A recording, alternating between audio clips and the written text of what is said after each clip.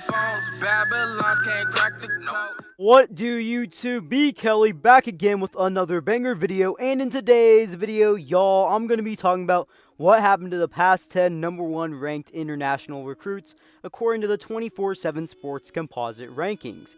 And before I continue on with the video, I'd highly appreciate it if y'all smash the like button right now, as it does help grow the channel. Now let's get on to the video. In the 2011 recruiting class, the #1 international recruit was Arjen Colquhoun, the safety. Now, he ranked as a 3-star recruit and the 978th best player in the nation and the 70th player in his position, and he would end up going to Michigan State. Colquhoun would spend his entire college football career at Michigan State, but he would really not break out until his senior season in 2015, where he had 40 total tackles, 1.5 tackles for loss, 1 sack, 2 interceptions, and 2 forced fumbles. In his career, he had 57 total tackles, 3 interceptions, and 2 forced fumbles. Despite having a very solid season in 2015, it was not enough for him to be drafted in the 2016 NFL Draft. Colquhoun would sign with the Dallas Cowboys after going undrafted, but would not make it past the team's training camps in August due to an injury.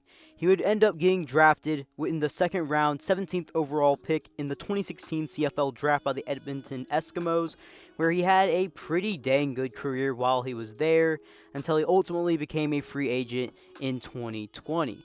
He is currently with the Toronto Argonauts, and he's had a pretty good CFL career. In the 2012 recruiting class, the #1 international recruit was Tevaun Smith, wide receiver, and he ranked as the 150th best receiver in his class, and he would end up going to Iowa. Tevaun Smith would play at Iowa for a total of 4 seasons, and in those 4 seasons, he had 102 career receptions for 1,500 yards, averaging almost 15 yards per reception and 7 touchdowns. His best season of college football came as a junior in 2014, where in 13 games played, he had 596 receiving yards and 3 touchdowns. He had a pretty solid career with the Hawkeyes, but he was not drafted in the 2016 NFL Draft. From 2016 to 2018, Tevaun Smith would be primarily a practice squad NFL player, even though he was on the active squad for the Indianapolis Colts in 2016 for a short time. For his career primarily in that short time, he was primarily a practice squad player for the Colts, Raiders, and Jacksonville. But since 2019, he has been a part of the Edmonton Eskimos / now Elks of the Canadian Football League. In the 2013 recruiting class, the #1 international player was offensive tackle David Knevel.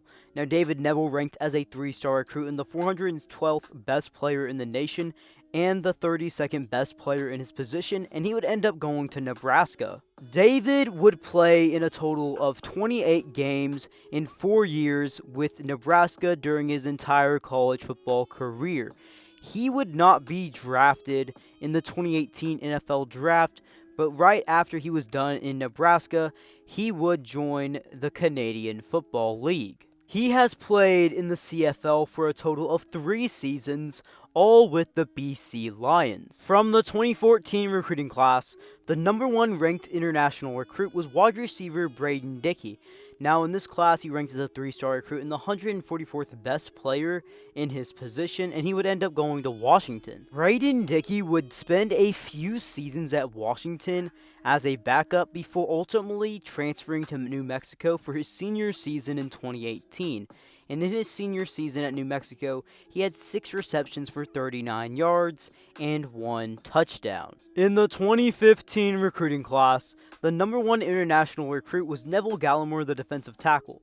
Now, Neville Gallimore ranked as a 4-star recruit and the 71st best player in the nation and the 11th best player in his position, and he would end up going to OU. Neville Gallimore, as a true freshman at Oklahoma, would redshirt in 2015, but after that, he was a big impact player for the rest of his career at OU.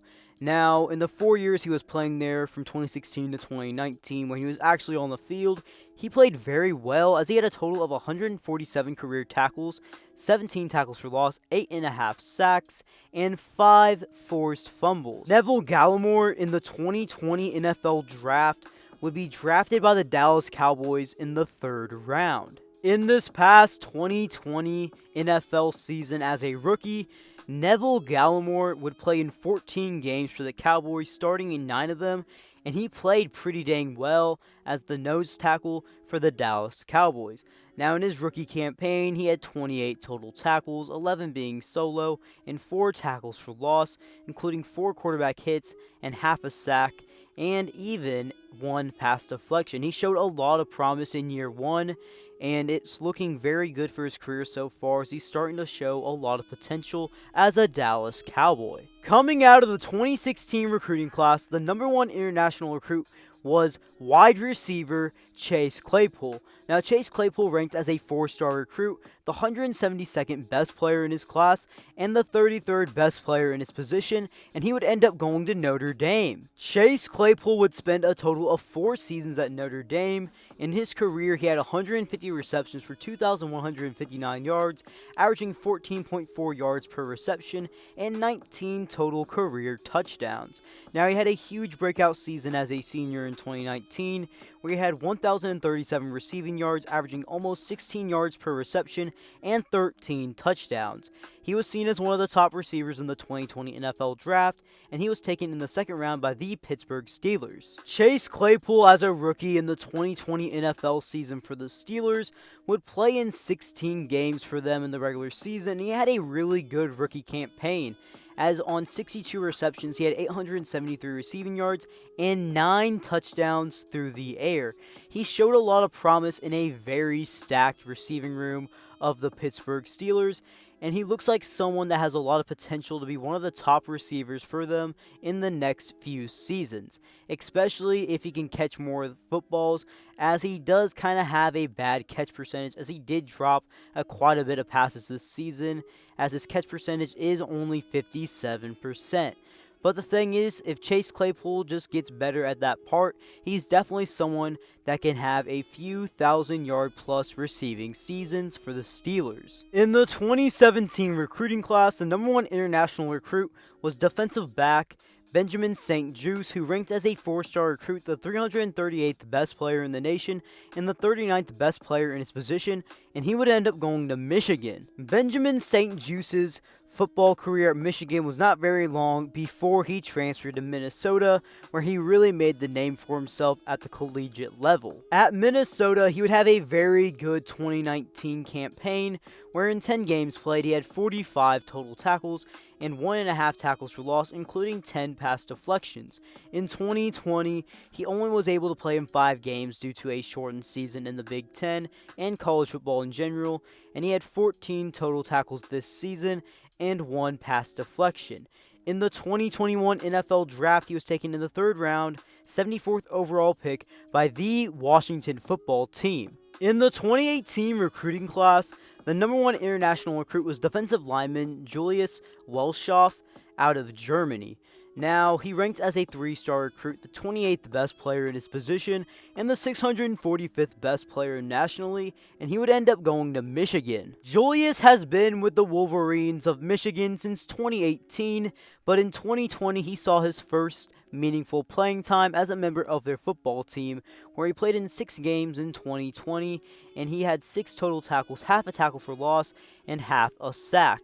He is expected to play more in the 2021 season and have a bigger role with the team. Coming out of the 2019 recruiting class, the number 1 international recruit was linebacker Geoff Cantin-Arku, who ranked as a 3-star recruit and the 606th best player in the nation and the 42nd best player in his position, and he would end up going to Syracuse. Cantin-Arku has spent 2 seasons with the Orange so far.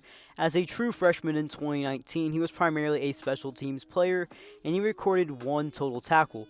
But in the 2020 season, in his sophomore campaign, he had a huge season where he had 63 total tackles, 4 sacks, 2 forced fumbles, and 1 fumble recovery. He had a really big season, and his career is starting to look very promising for Syracuse. The final player that I'm going to be talking about in today's video comes from the 2020 recruiting class, and that is tight end Theo Johnson. Now, Theo Johnson in the 2020 class ranked as a 4-star recruit, the 72nd best player in his class, and the number 3 tight end as well. He would end up going to Penn State. In his true freshman campaign in the 2020 college football season at Penn State, He appeared in 7 games, starting in one of them, recording 4 receptions for 56 yards and 0 touchdowns. Well guys, now that you have made it to the end of the video, remember to smash that like button, turn on them post notifications, and subscribe for more videos. B. Kelly out.